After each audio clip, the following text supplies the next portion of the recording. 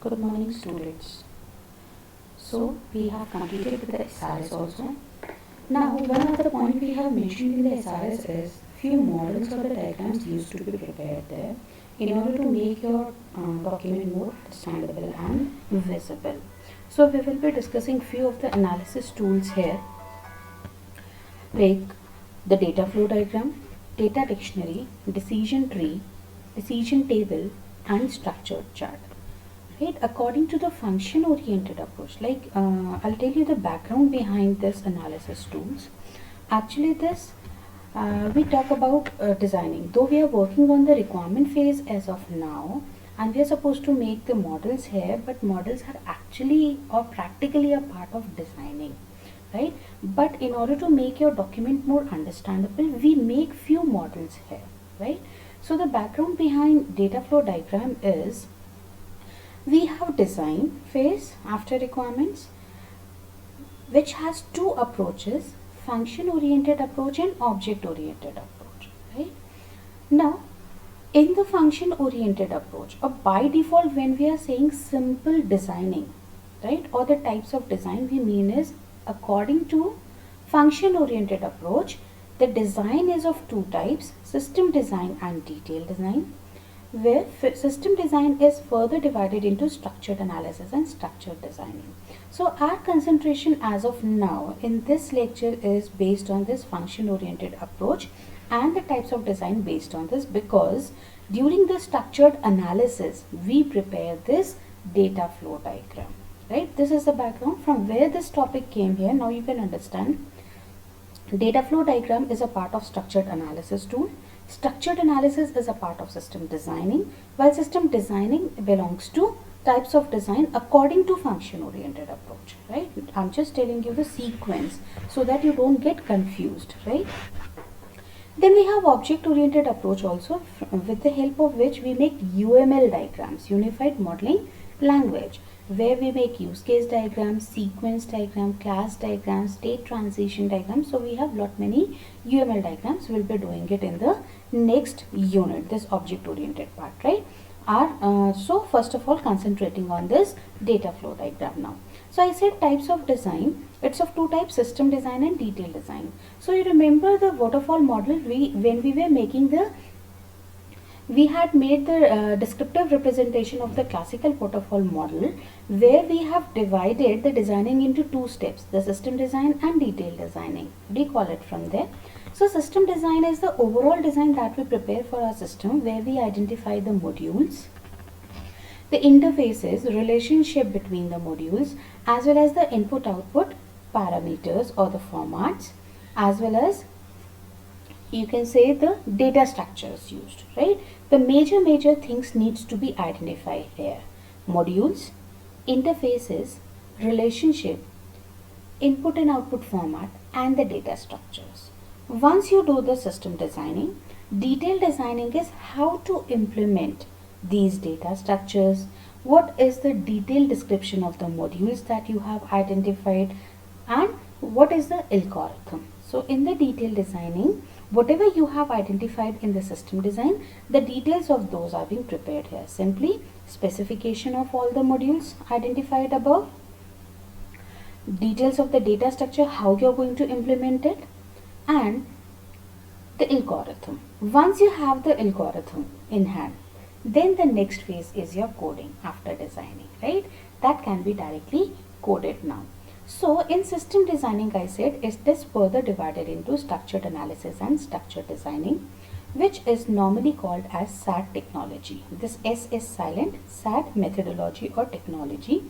Now what we actually do in structured analysis is, the SRS document is transformed into a data flow diagram. That means we prepare a data flow diagram referring this SRS document, right?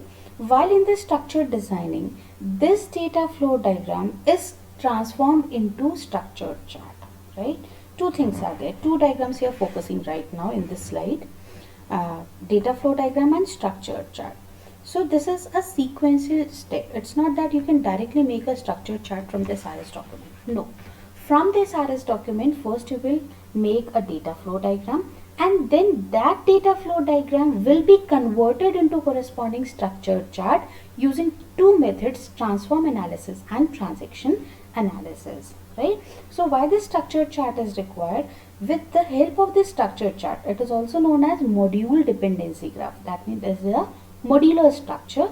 Now you got the modules, like you prepare the code in the C, you code the modules, different functions. Functions are the modules. So you need those modules. So those modules are obtained from this structured chart, not from the data flow diagram. Data flow diagram generally represents the flow of data between different processing symbols, not the functions. It represents the process, and what is the data flowing between that process is represented using data flow diagram. It is clear from the name itself. Data flow diagram. What is the data flowing between different processing symbol is simply represented here. Now what are the structured analysis tools? Tools here we mean is the what all models we are going to prepare here. The first one is a data flow diagram. Second is a data dictionary. Data dictionary is a part of data flow diagram. It is acting as a metadata repository for data flow diagram. Everything is not written on a diagram. You are just going to mention the names only. But what does that mean actually? That is, you can say, documented in a data dictionary, right? Decision tree, name suggests, this tree-like structure helps us in making a decision, right? In a business, for example, you go to shopping malls, right? And there are several schemes, like if you go on purchase between, like, or you can say greater than 5,000, you will get a discount of 5%, right? If you're a payback member, you'll get additional 2% discount. If you have X credit card, you will get a cashback of 200 rupees, right? So different, you can say, the branching conditions applicable on that shopping bill is represented with a tree-like diagram, right? So we'll discuss this in the next lecture. While decision table is the same decision which you are going to take with the help of a table now. Why table? Why tree is not sufficient? Though tree is very simple, you can easily identify what is the final bill paid based on different parameters applicable. The table is applicable when you have multiple input conditions conditions which takes a part in calculating a result, right? So in that case, like multiple conditions are there, we'll do that, rules are there, right? 4 parts, this table is divided into 4 parts, and then we finally decide based on the multiple criterias, right? That is a decision table. Then ERD stands for entity relationship diagram. So you people are doing this ER diagrams in your DBMS in your current semester, right? 5th semester I'm talking about, right? So this is what ER diagram is, where we represent our system. It's generally related to a database, and we just identified the entities and the relationship between them, right? ER diagram, entity relationship diagram. So in analysis we'll be making all these, while in the structured designing we make a structure chart or module dependency graph. Now I've told you it is not directly made. First you make a data flow diagram, then it is converted into corresponding structure chart using two methods. So this was the background for your structured analysis tools, or simply analysis tools, right? See, with the help of a diagram also, we have an SRS document, right? We apply structured analysis here, with the help of which we make a data flow diagram. Then we apply structured designing, and this structured chart is prepared, or a module dependency graph. See the representation. Data flow diagram is these circles are the process, these are the arrows, the data which is flowing between these process, and this represents your data store. While this is the module, say M1 module, which is divided into M2, M3 and M4. M1 is further divided into, say, M5 and M6. So this is a structured chart. You have individual modules, the subparts and subparts. Now you can directly code them and make this interfaces. Your code will be done. So ultimately this is what the structure we need actually to code your application or the software.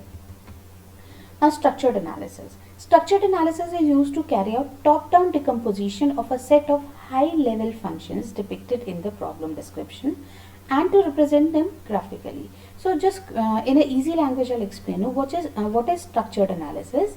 Structured analysis is where we go for top-down decomposition. That means if you have a large and a complex problem, we break it down into smaller modules, further into small modules, until unless you get those smallest module which can be easily explored and implemented. That is, you are breaking your problem into smaller parts so that you can individually work on those submodules, and finally you can integrate them together and your system will be developed. So it is based on 3 principles actually. Top-down decomposition, that is true. See, this is top-down decomposition. You have a large and a complex problem divided into 3 subparts, further divided into subparts. If required, you can divide it into more. So this is what top-down decomposition is. Then divide and conquer principle, right? Divide and conquer means now you have divided into subproblems and subproblems. Now you can conquer them individually. You can explore and implement them individually, and finally you can integrate them together. And the third principle is graphical representation. That means we are going to make graphical diagram, that is data flow diagram, to understand the concepts properly. The top-down decomposition, divide and conquer will be represented using this data flow diagram only. So what is a data flow diagram? It is also known as a bubble chart. Why bubble chart? Because those processing symbols are represented using circle.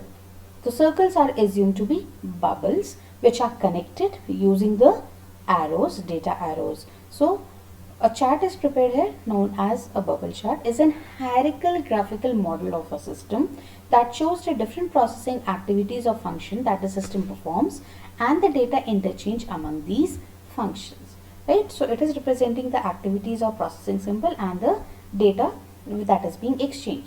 Each function is considered as a processing station or process that consumes some input data and produces some output.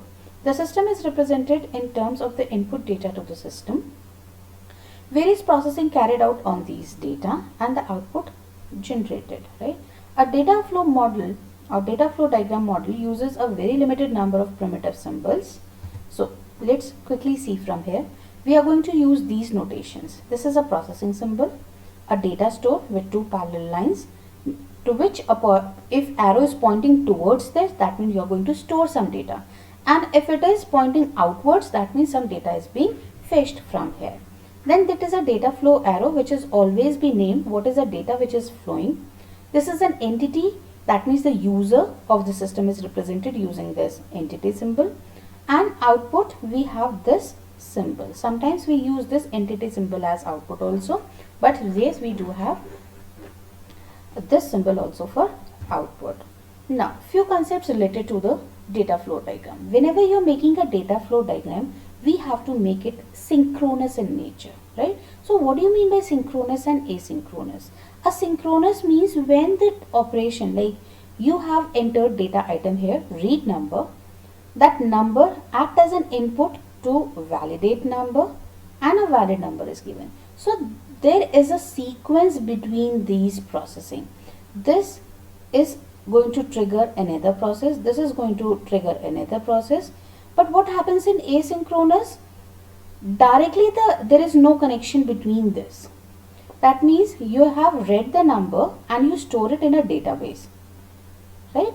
Now when this validated number is going to trigger, there is no direct connection. Who is going to trigger this validated number? You have stored it and left it forever, right? That means the sequence is breaking here. So you don't have to use this, right? You are always required to make a data flow diagram which has a sequence or a continuation, right? You can have a data store here. Additionally, that number can be stored here, but between the bubbles you must have a direct connection.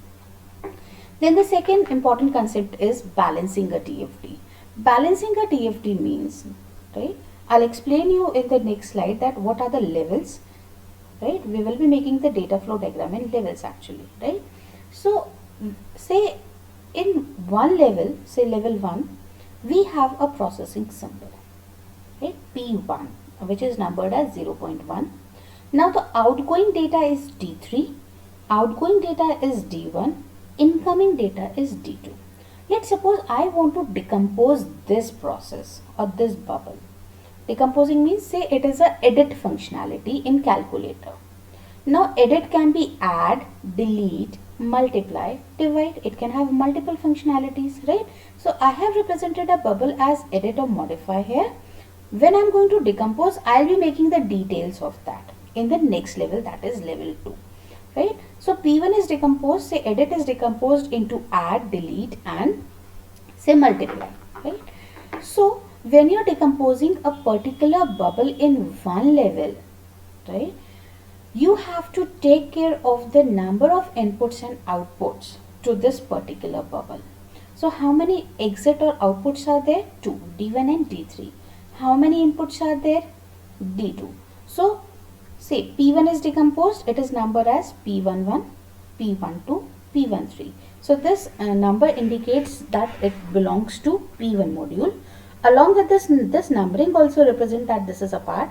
It is 0.1 is decomposed into 0.1.1, 0.1.2 and 0.1.3. Right? So always these bubbles must be named properly, proper nomenclature must be there, and it should always be numbered so that you can easily identify to which particular module this belongs to or to which particular process it belongs to.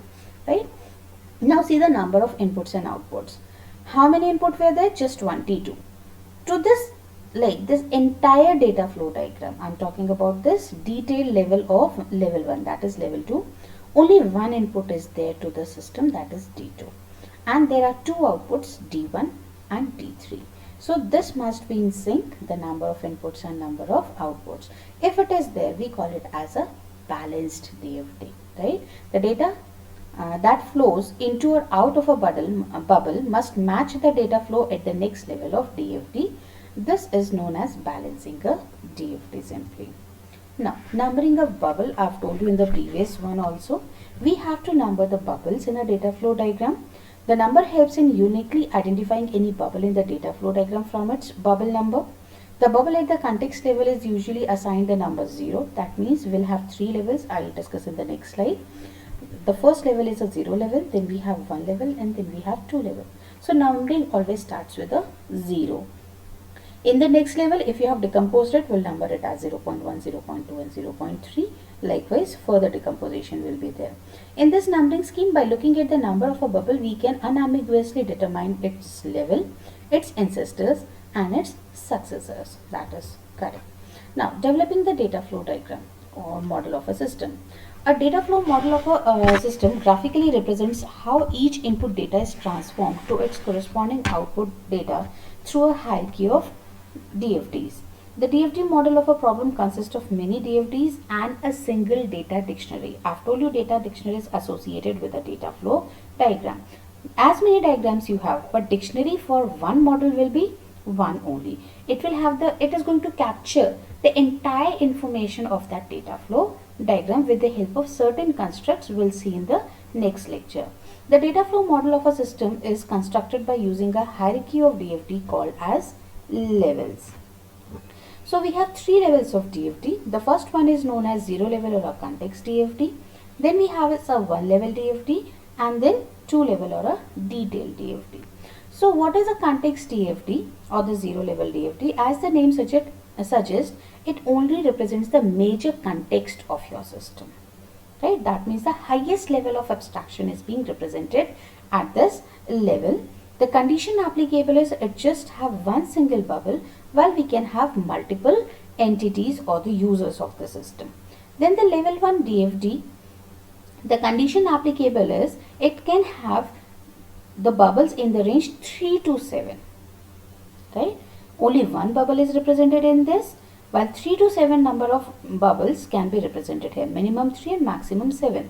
If the bubbles are more than 7, we combine few of the similar functionalities. Say edit is represented at this level, while the details of edit can be drawn in the next level, right? So just to maintain this criteria 3 to 7. And if it is a very small problem where the number of bubbles are less than 3, we try to increase the number of bubbles so that it comes in the range 3 to 7. We'll see an example to it later. Now 2 level DFT is meant for only those bubbles in the 1 level DFT whose details are possible. It's not for all the bubbles in the one level DFT, only those bubbles whose details are possible. So see the rules of constructing it in levels. While you're constructing a context diagram, is a 0 level DFT, different high level functions that the system needs to perform needs to be identified. So what we are doing, actually we are referring the SRS document, and from that SRS document we are identifying the high level functions, data input to every high level function, data output from high level functions, and interaction among the identified high level functions. So in this you need to identify this. Now represent these aspects of high level functions in a diagrammatic form. This would form the top level data flow diagram, usually called as 0 level DFT. Then 1 level DFT, examine the high level functions described in the SRS document. If there are 3 to 7 high level requirements in the SRS document, then represent each of the high level function in the form of a bubble. Simply said, if 3 to 7 bubbles are only possible, it's a small problem, so you can make it in the same level. If there are more than 7 bubbles, then some of them can be combined. I've told you this. If less than 3, then some of the can be split. Then the lowest level, that is 2 level DFT, decompose each high level function into its constituent sub functions, that means modules, submodules, we are talking about this. Identify the different sub functions of the high level function. Identify the data input to these, data output to this, and interaction. Simply, it means is the problem is divided into, I said in the level 1 DFT, those functions or process whose details are possible. That means details means sub functions are there. For them only you are going to prepare this in the level of DFT. Right? Represent these aspects in a diagrammatic form using a DFT. Recursively repeat step 3 for each subfunction until a subfunction can be represented by using a simple algorithm. That means we keep on dividing our problem into smaller parts until unless you get the simplest module I've told you, which can be easily explored and implemented. Now here we are saying simply algorithm because after designing you have to prepare an algorithm, and once the algorithm is prepared, then you code it.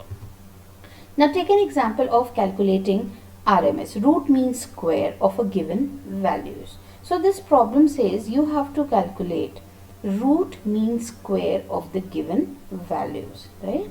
So for this 0 level DFT will be, I said in 0 level or a context DFT, we just have single bubble and that is the main context of your system, right?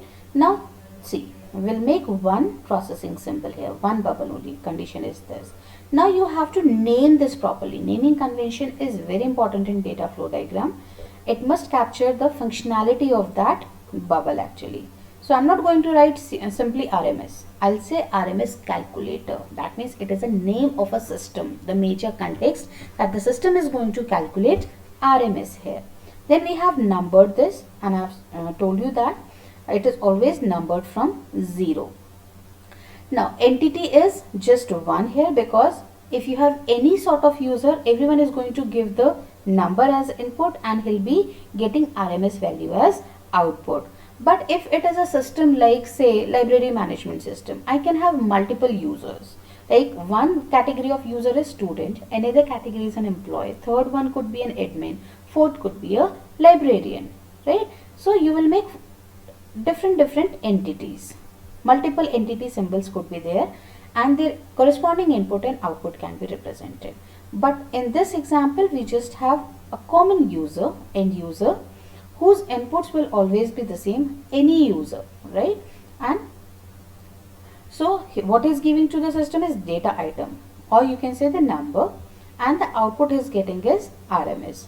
Now see the second important thing, these data arrows must always be named. Never an data flow arrow will be blank. You have to show what is the data flowing between any two processing symbol or between the entity or a processing symbol. So I am telling you with the help of this diagram also what are the major concepts that you have to recall while making a data flow diagram.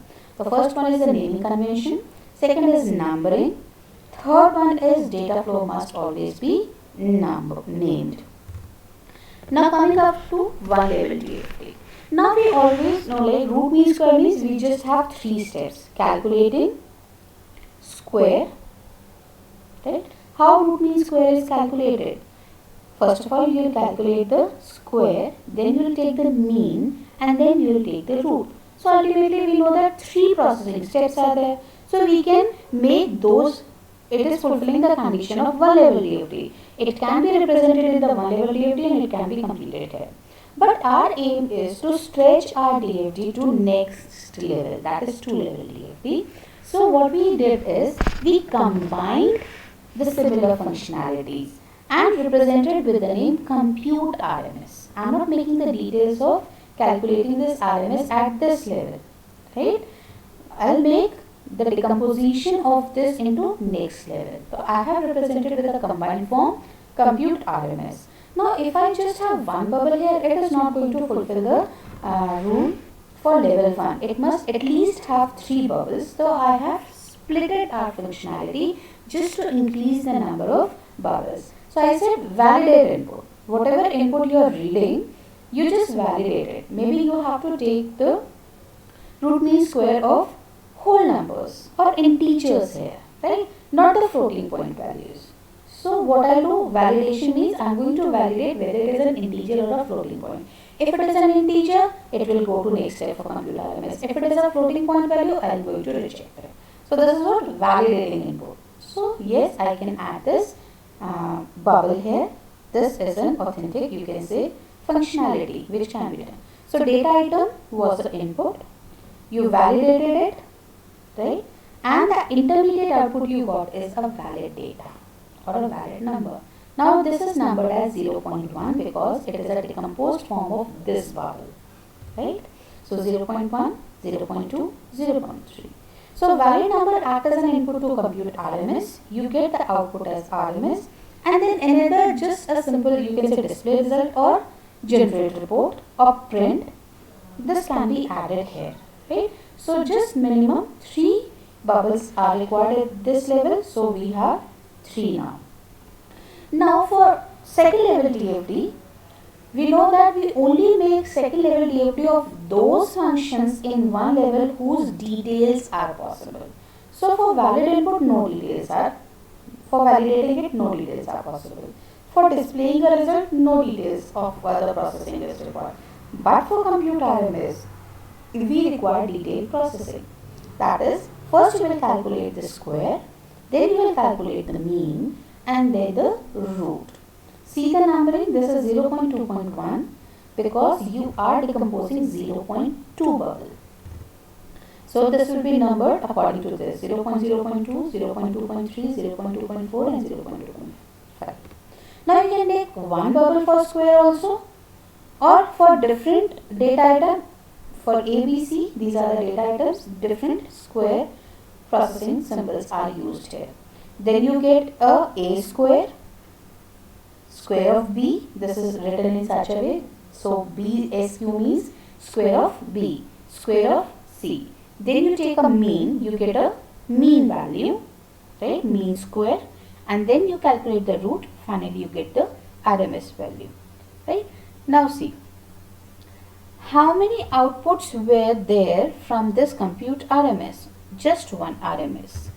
This is RMS, only one output is there, right.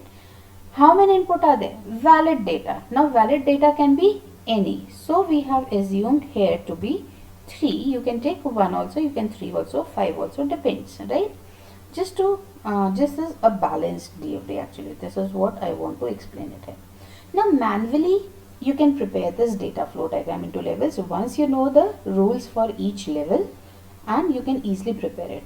But don't you think it is so cumbersome making a diagram manually? What you can do is, we can have design tool. We have different case tools, computer aided software engineering tools, right, which automate the task of software development.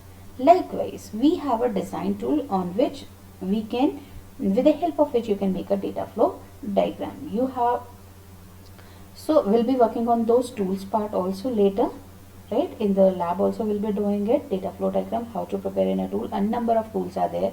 You can search on net tool for data flow diagram. You will get freewares also and the licensed ones also. Like for IBM, we have a rational software where you can make this, Others like KStudio, Power Designer, Visual Paradigm, a number of tools are there.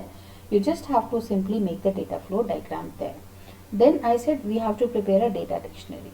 So if you're going to prepare the data dictionary for this complex you can say an elaborated diagram of any system, so it will be very you can say exhaustive task, and there is a possibility of error. What this tool assist is, once you make a data flow diagram in a design tool, there is an option.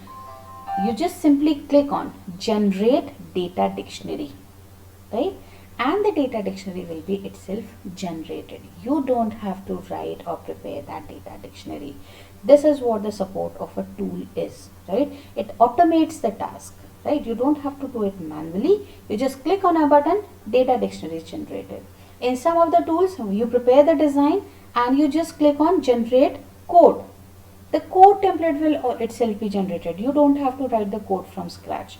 Like in the RAD model, I've told you, code generation tools are used. You just click on the button, the code is itself generated. You just have to customize it, right? So this is what we'll be using.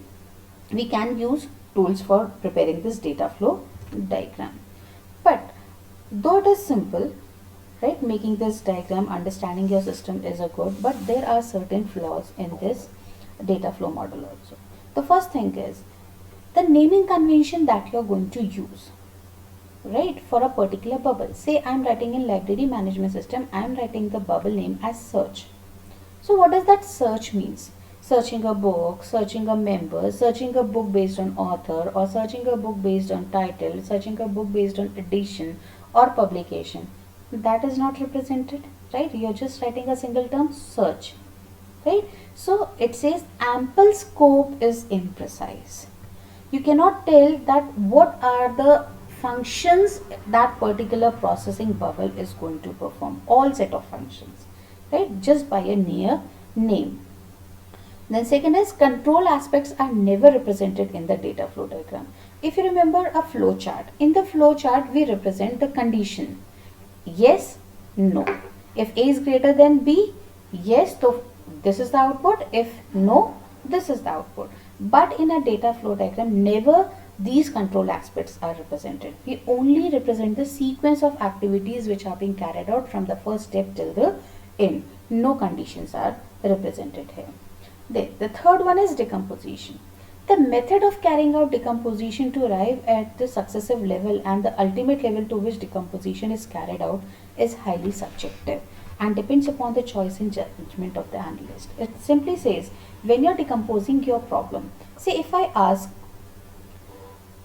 5 students in a class to decompose your problem into subparts and subparts, are everyone going to decompose it into the same number of levels or same sub modules or subtasks or sub activities? No.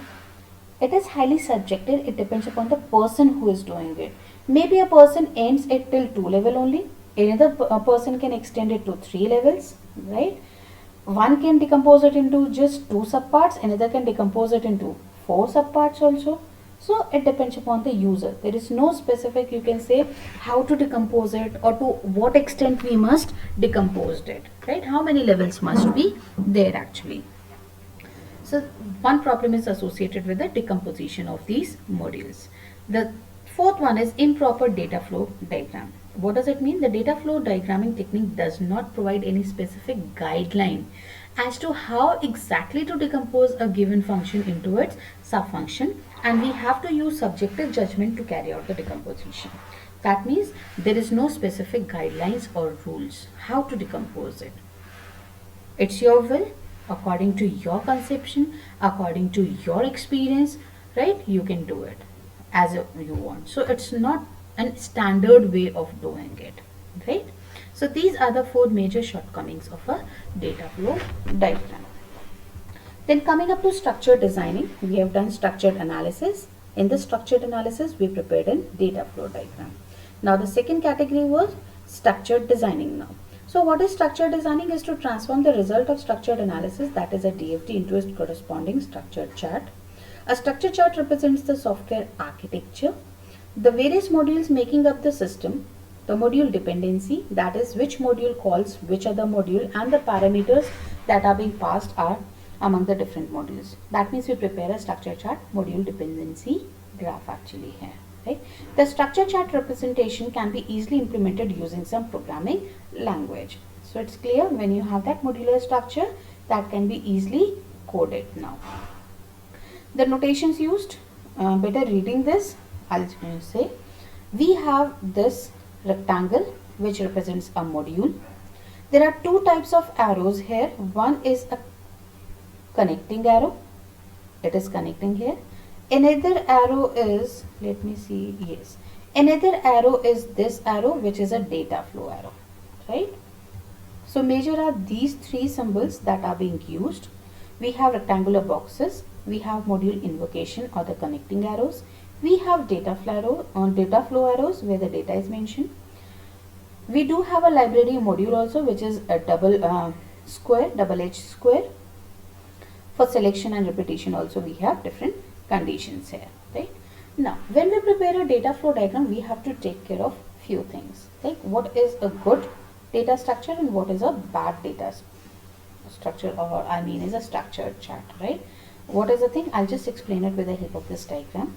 This is a neatly arranged or a proper structured chart, cleanly decomposed structure chart, while the second one is just a poorly layered design, right? So we have to avoid this type of modular structure while we need to make such type. Now what does this mean? We have modules. M1 module is divided into M2, M3 and M4, which is further divided into M5. So this also leads to M5, this also leads to M5, because they both are combined to make this M5 here.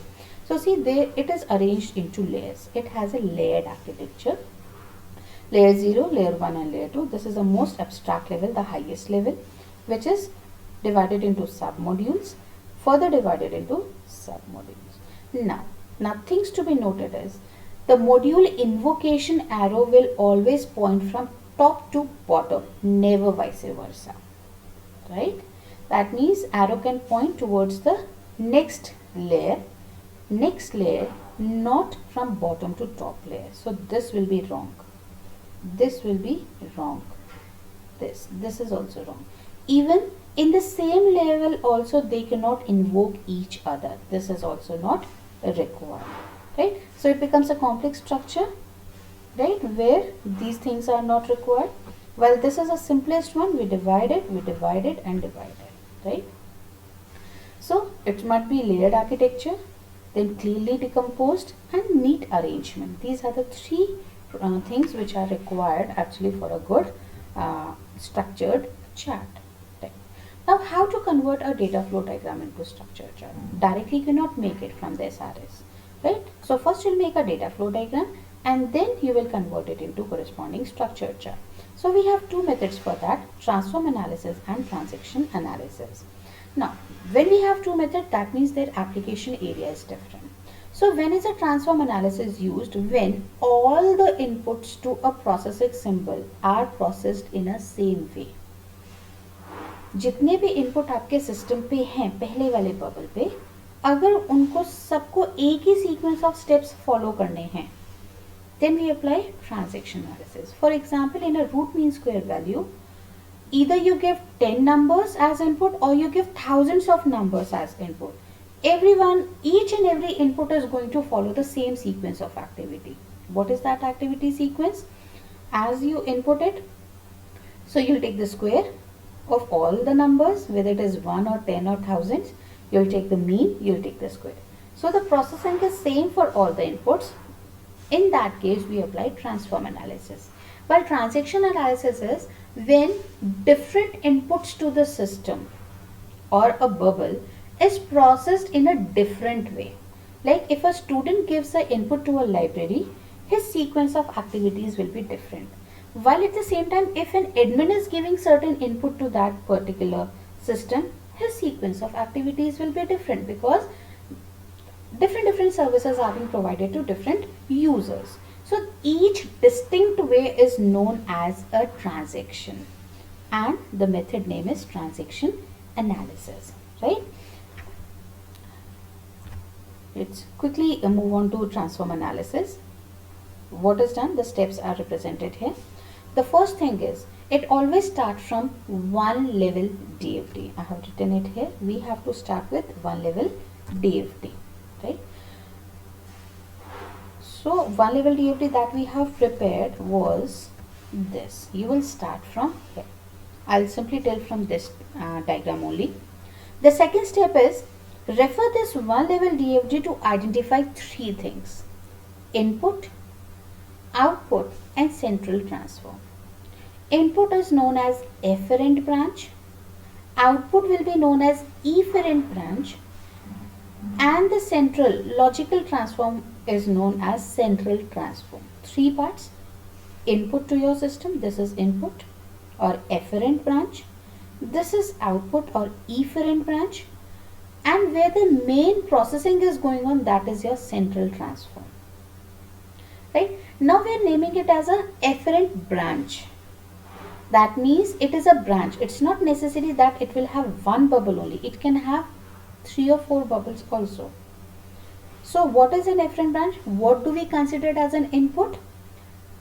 Those set of activities which is converting your data from one form to another, but not in the form which is of an output. Right? So input, validating input, right? The data is in the raw form only. Or you have processed it. No, not processed. Process will be here. Simply it is in the raw form, but yes, the format could vary. Likewise, efferent is, again you can have multiple processing symbols here. It may be display result, or you can say generating a report, right? That will be all output. That means data remains in the output format only, as many bubbles are here. Well, apart from this input and output, where your data is actually getting converted from input form to the output form, that logical part is considered to be as central transform, right? So we will identify three things: input, output and the central transform part, right? Now for each identified input, processing, that is a central transform, and output, you have to draw one module for each at same level. Okay, this is the end diagram. I'm telling you step by step. What we did, you have identified input. Input को हमने name किया है यहाँ पे get good data, since you were validating it. Then compute RMS, that is a central transform, and write result, that is your output. So we have identified three things: efferent or input, central transform or logical processing, and the third one is your output or efferent branch. Draw these and name them. Next step is, draw a root module at the top and name it as main, or you can write the name of a system also, RMS calculator here, and make the connections. Since this main or the RMS calculator has three parts: get good data, compute RMS and write result, as per the data flow diagram. So you just make the connection, right? Then we have done with this. This step is over. You have made three symbol for modules here. Then you have added a root module and you have named it, made the connections. Now the next step. Next step is, for that module in the one level DFT whose details are possible, you will make next level. That means you will make sub part of that. Say here we have divided get good data into two sub parts.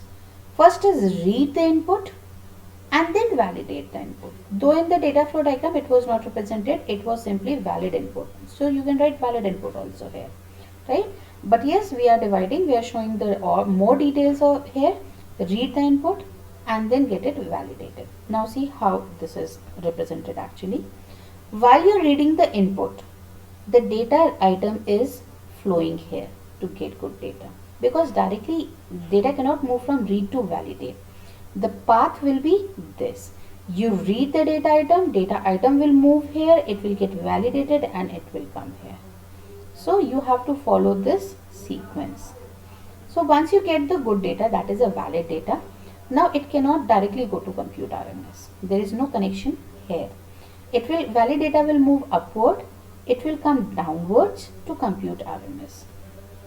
Now you can make further, you can say division of this also, right? Compute RMS, we have 3 steps: compute square, compute mean, and compute root. So it is not represented here. You can make it 3 module symbol like this. One will be compute square, the first one, compute mean, the second one, and compute root, the third one.